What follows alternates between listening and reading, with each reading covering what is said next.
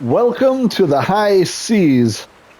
This is the High Seas map for Trailmakers on PlayStation 5. Oh, this is a blast of a game. The object is that you develop vehicles of all kinds, whether they're boats, submarines, sailboats, aircraft, helicopter, airplane, um, and you complete different tasks in the game. There's multiple maps and multiple campaigns. Some of them have you doing battle with evil robots where you need armed vehicles. This particular map, the High Seas, I haven't found any enemies, which is refreshing. So it's a relaxing game where I get to create vehicles that I always dreamed of and visit cool locations. Like this is sort of like Skull Island, I guess. So take you on a tour of a couple different vehicles. Like this thing floating out here is a submarine that I made. I call it the Stingray. It's a variable ballast submarine, so you can see the little squares around its body. Those are square pontoons. They can be filled with air or depleted of air so that I can dive. And the front end allows me to dive or pitch. This is actually a Formula One race car front end. And yeah, for the tail, I'm using the tail fin from an airplane because the tail fin's a tail fin. But there is a single propeller underneath. So we'll get moving. It moves pretty good on the surface. But I can also dive and show you what under the water looks like. So we'll get rid of the ballast out of here and then let this bad boy dive. And already some type of shipwreck down here. I don't know if this was an old spaceship or a building. I want to say ship. But so far all that's left of it is a cylinder. And yeah, it does look like kind of a spaceship body, but there's still powered parts in it that work. You can see lights on the inside, and we can go inside of it because there is a artifact in there. I don't know if I'm going to try to pluck the artifact with this submarine. I have a tractor beam. Oh, we're nosing up. Come on. There are water currents to deal with and wind and rain to deal with on the surface. So all those things affect your vehicle in different ways. So that makes it a challenge to operate any vehicle. Flying, I'll show you in a minute. This thing wants to nose up. Usually if I do a backflip, that solves the problem. But this submarine needs a little bit of work, or maybe I'll try developing another one. But it swims pretty accurately, but it does have issues with raising its nose constantly.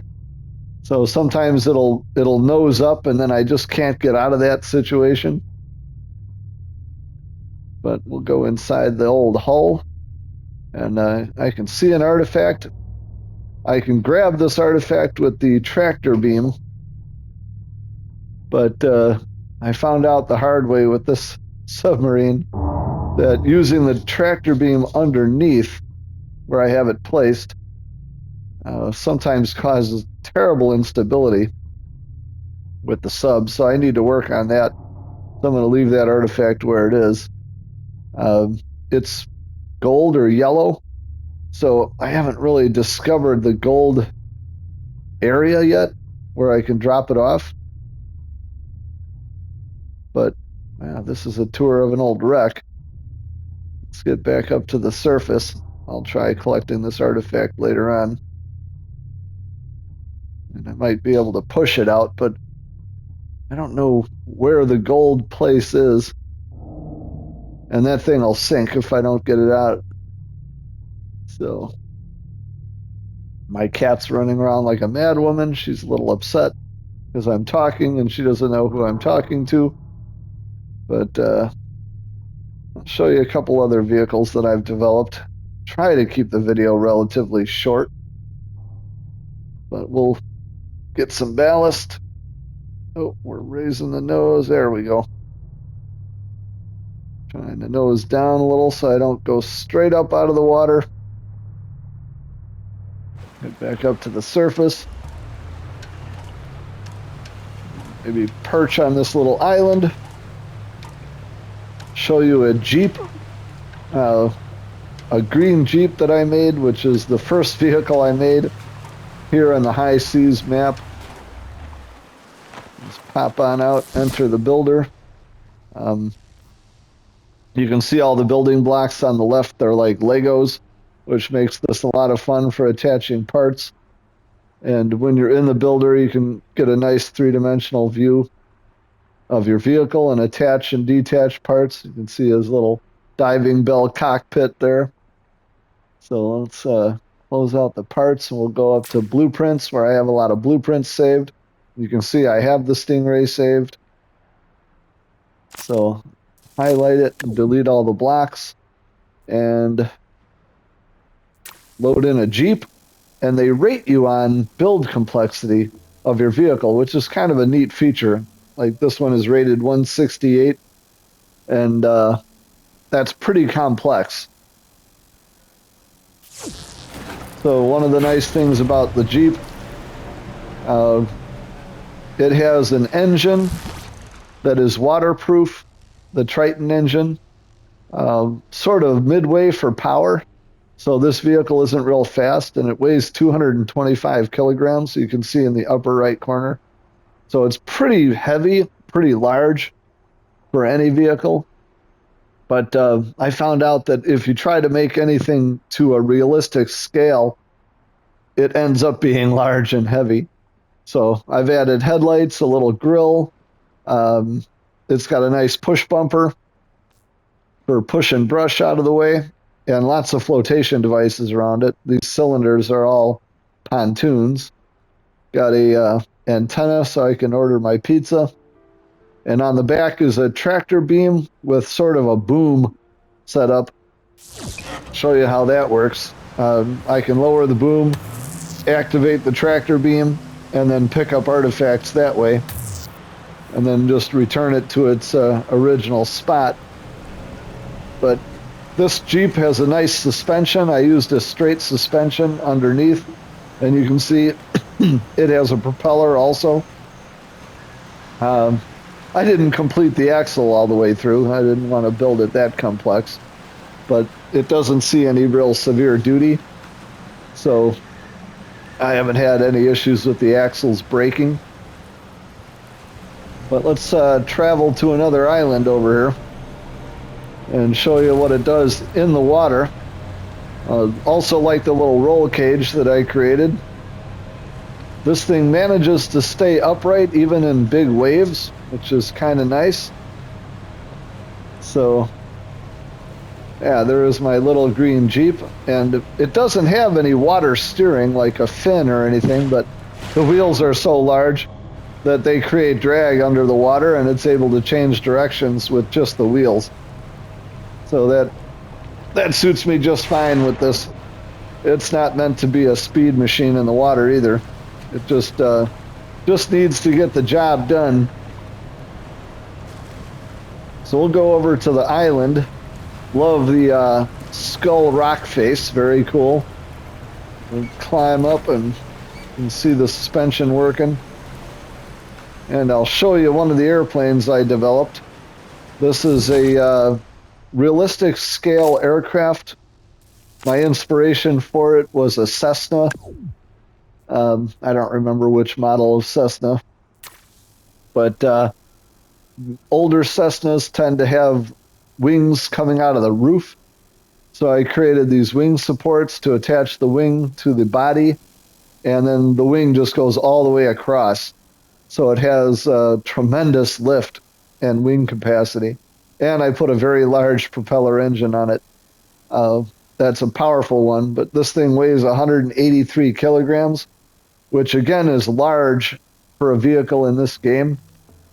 But I tried to make it to a realistic scale. So it's small. I mean, if you're being realistic in real life, you know, the Cessna is not a big airplane, probably the size of an automobile. maybe a little bigger. But this is large and complex. And these airplanes get tricky to fly because there's a lot of wind. In the lower left corner, you can see a wind direction on my compass. So looks like the wind is blowing into my face at 32 miles an hour, and you can see the airplane being blown by the wind already.